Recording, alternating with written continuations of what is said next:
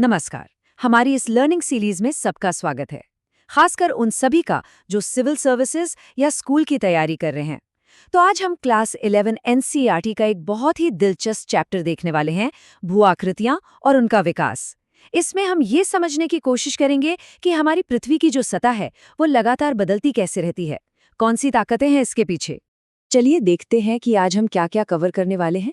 सबसे पहले हम पृथ्वी के बदलते चेहरे के पीछे की शक्तियों को समझेंगे, फिर भू आकृतियों के जीवन चक्र की बात करेंगे, जो कि एक बहुत ही बढ़िया कॉन्सेप्ट है। इसके बाद हम एक नदी के सफर को देखेंगे, जमीन के नीचे पानी के कारनामों को जानेंगे और बर्फ से बनने वाली आकृतियों को भी समझेंगे। और आखिर में हम इस बात पर गौर करेंगे कि हमारा ग्रह हमेशा हरकत में क्यों रहता है। तो चलिए शुरू करते हैं।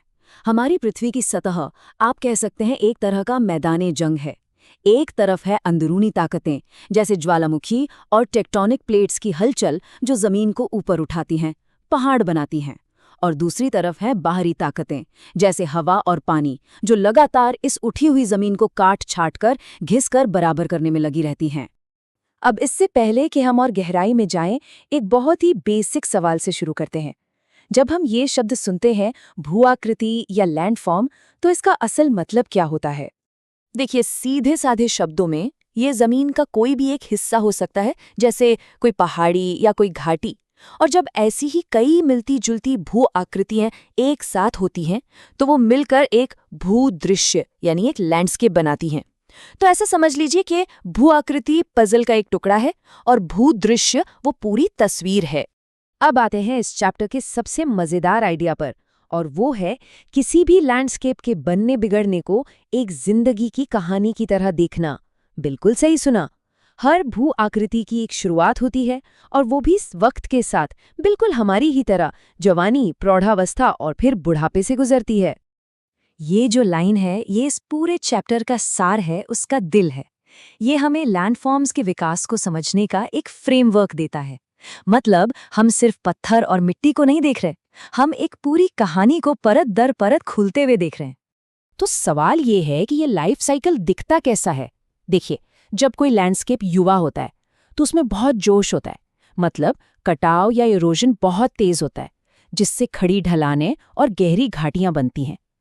फिर आती है मैच्योर अवस्था, जहां चीजें थोड़ी शांत हो जाती हैं, एक वेल डेवलप्ड ड्रेनेज सिस्टम बन जाता है, घाटियां और चौड़ी हो जाती हैं। और आखिर में बुढ़ापे में सब कुछ शांत, ढलानें एकदम हल्की और दूर दूर तक फैले विशाल मैदान। चलिए अब अपना फोकस बहते हुए पानी पर लाते हैं, जो कि खासकर नमी वाले इलाकों में जमीन को शक्ल देने वाला सबसे बड़ा एजेंट है। और हम ये भी देखेंगे कि ये जो जीवन चक्र वाला मॉडल है वो एक नदी की घाटी पर कैसे लागू होता है। यहाँ इस टेबल में हम साफ साफ देख सकते हैं कि एक नदी अपनी जिंदगी के अलग अलग पड़ाव पर कैसे बदलती है। अपनी युवावस्था में वो पूरी एनर्जी में होती है, वी शेप की घाटियां काटती है। मैच्योरिटी में आकर घाटियां और गहरी हो जाती हैं और नदी में घुमाव यानी मियांडर्स बनने लगते हैं। और अपनी वृद्धावस्था में वो एकदम सुस्त हो जाती है और अपने साथ लाई मिट्टी से बड़े बड़े बाढ़ के मैदान और गोखुर झीलें यानी ऑक्सबो लेक्स जैसी चीजें बनाती है। जो युवा नदियां होती हैं ना, वो ऊर्जा से लबालब होती हैं।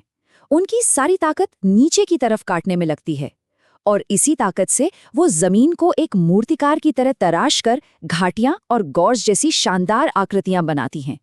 इन्हें ही हम कहते हैं एरोजनल लैंडफॉर्म्स। ये देखिए, ये एक गॉर्ज का बहुत ही अच्छा उदाहरण है। जरा इसकी दीवारों पर गौर करिए, कितनी सीधी और खड़ी हैं। ये एक जवान नदी की जबरदस्त ताकत का नतीजा है, जो कठोर चट्टानों को चीरकर अपना रास्ता बना लेती है। और अब एक कैन्यन को देखते हैं। ये गॉर्ज जैसा ही है, पर इसमें एक बड़ा फर्क है, और वो है इसकी सीढ़ीदार ढलानें। ऐसा इसलिए होता है क्योंकि नदी यहाँ पर अलग अलग तरह की चट्टानों की परतों से गुजरती है, कुछ नर्म, कुछ सख्त, जिससे सीढ़ियों जैसा पैटर्न बन जाता है। अब यहाँ कहानी में एक बड़ा ट्विस्ट आता है। जैसे जैसे नदी की ऊर्जा कम होती जाती है, खासकर जब वो अपने बुढ़ापे में पहुंचती है, तो वो काटने के बजाय बनाने का काम शुरू कर देती है। वो अपने साथ बहाकर लाई मिट्टी, कंकड़, पत्थर सब जमा करने लगती है और इससे बिल्कुल नई तरह की भू आकृतियां बनती हैं। ये जो हम देख रहे हैं, ये है जलोढ़ पंखा या अलूवियल फैन। सोचिए कि पहाड़ों से एक तेज रफ्तार नदी अचानक एक खुले समतल मैदान में आती है। उसकी स्पीड एकदम से कम हो जाएगी, है ना? और बस वो अपने साथ लाए सारे भारी मलबे को एक पंखे के आकार में वहीं छोड़ देती है, बिल्कुल ऐसा जैसा यहाँ दिख रहा है। और ये है एक डेल्टा। ये भी एक तरह का जलोढ़ पंखा ही है, पर ये तब बनता है जब कोई नदी किसी समुद्र या बड़ी झील में जाकर मिलती है। यहाँ पर जो जमा होता है वो बहुत ऑर्गेनाइज्ड होता है, मतलब भारी कण पहले जमा होते हैं और जो बिल्कुल महीन मिट्टी होती है वो समंदर में काफी अंदर तक जाकर जमा होती है। सतह पर पानी की ताकत तो हमने देख ली। अब चलिए जमीन के नीचे की एक छिपी हुई दुनिया में। यहाँ ग्राउंड वाटर यानी भूजल एक सीक्रेट आर्किटेक्ट की तरह काम करता है और खास तौर पर चूना पत्थर वाली चट्टानों के इलाकों में हैरान कर देने वाले लैंडस्केप बनाता है। इस अजीबोगरीब लैंडस्केप को कार्स्ट कहते हैं। ये नाम बाल्कन के कार्स्ट इलाके से आया है। ये सब होता है एक केमिकल प्रोसेस की वजह से, जहां थोड़ा एसिडिक नेचर वाला भूजल धीरे धीरे चूना पत्थर को घुलता जाता है और जमीन के नीचे एक रहस्यमयी दुनिया बना देता है। ये तस्वीर एक कास्ट लैंडस्केप की पूरी कहानी बयां कर रही है। सतह पर देखिए, पानी सिंकहोल और डोलाइन जैसे छेदों से नीचे गायब हो जाता है और फिर जमीन के नीचे यही पानी बड़ी बड़ी गुफाएं बनाता है जो इन खूबसूरत स्ट्रक्चर से सजी होती हैं। अच्छा, यहाँ एक कन्फ्यूजन होता है जो लगभग सबको होता है। स्टैलेक्टाइट और स्टैलेग्माइट में क्या फर्क है? चलिए इसे हमेशा के लिए क्लियर कर लेते हैं। जो स्टैलेक्टाइट्स होते हैं वो छत से नीचे लटकते हैं और जो स्टैलेग्माइट्स होते हैं वो जमीन से ऊपर की तरफ बढ़ते हैं। अब इसे याद कैसे रखें? बहुत आसान है। स्टैलेक्टाइट में ट आता है, मतलब ये ऊपर से टपक रहे हैं, और स्टैलेग्माइट में म आता है, जो मिट्टी से मतलब जमीन से ऊपर उठ रहे हैं। सिंपल। चलिए अब मिलते हैं एक और जबरदस्त मूर्तिकार से। बर्फ। हिमनद यानी ग्लेशियर असल में बर्फ की धीरे धीरे बहने वाली नदियां होती हैं और ये कटाव और जमाव दोनों ही मामलों में इतनी ताकतवर होती है कि पूरे के पूरे पहाड़ का नक्शा बदल सकती हैं। ये तस्वीर हमें एक ग्लेशियर वाले लैंडस्केप का पूरा नज़ारा दे रही है। ऊपर की तरफ देखें तो ये जो आराम कुर्सी जैसी दिखने वाली यू शेप की घाटियां हैं, ये ग्लेशियर के कटाव का क्लासिक साइन है।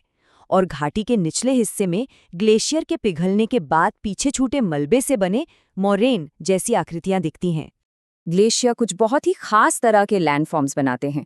कटाव से वो सर्क, हॉर्न और चौड़ी यू आकार की घाटियां बनाते हैं, जो नदियों की वी आकार की घाटियों से बिल्कुल अलग होती हैं। और जब ग्लेशियर पिघलते हैं तो वो अपने पीछे मोरेन, एस्कर और ड्रमलिन जैसे मलबे के ढेर छोड़ जाते हैं। तो जैसा कि हमने अब तक देखा, हमारी पृथ्वी की सतह कोई शांत या स्थिर जगह नहीं है।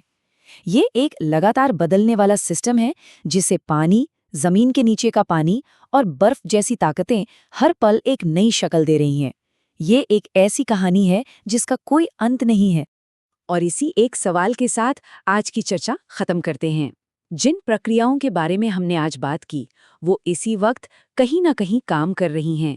पहाड़ों को घिस रही हैं, घाटियों को और चौड़ा कर रही हैं और कहीं नई जमीन बना रही हैं। जरा सोचिए, ये कितना रोमांचक है कि भविष्य में हमारी पृथ्वी का चेहरा कैसा दिखेगा।